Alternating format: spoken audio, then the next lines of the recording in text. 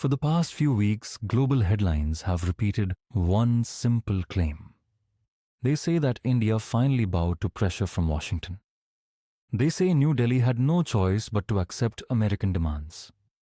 But geopolitics is never written in headlines.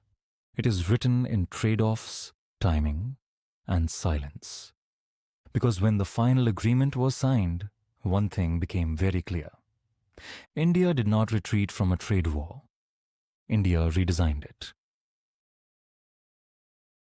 The dominant narrative suggests that India gave in to American pressure, especially on Russian oil.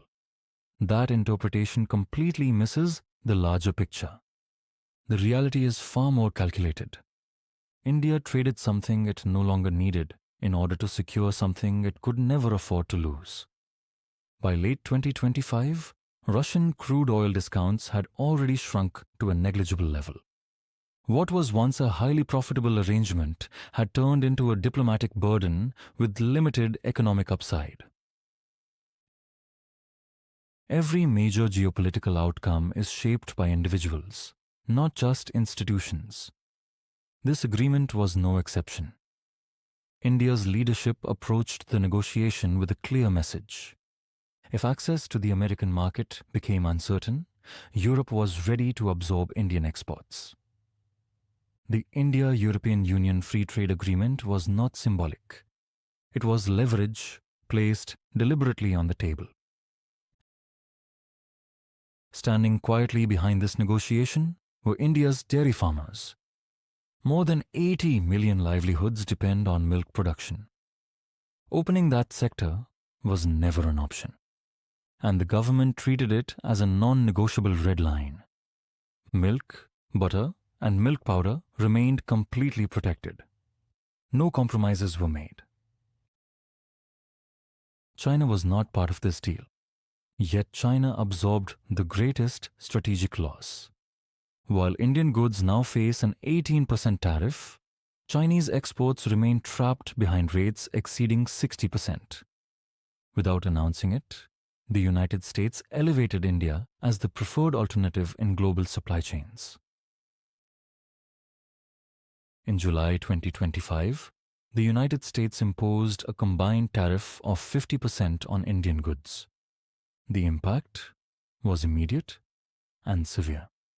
Textile exports collapsed, production slowed, and uncertainty spread across labor-intensive industries. India responded not with retaliation, but with repositioning. In January 2026, New Delhi signed a comprehensive free trade agreement with Europe, fundamentally altering the balance. On February 2nd, the standoff ended. Tariffs dropped from 50% to 18%. India diversified oil imports toward American and Venezuelan crude. Agricultural access was limited carefully, while dairy remained fully protected. Financial markets responded immediately. Stock indices surged as political uncertainty faded. The rupee strengthened as foreign investors returned. India re-emerged as the safest large emerging market. While attention focused on tariffs and oil, a historic shift went almost unnoticed.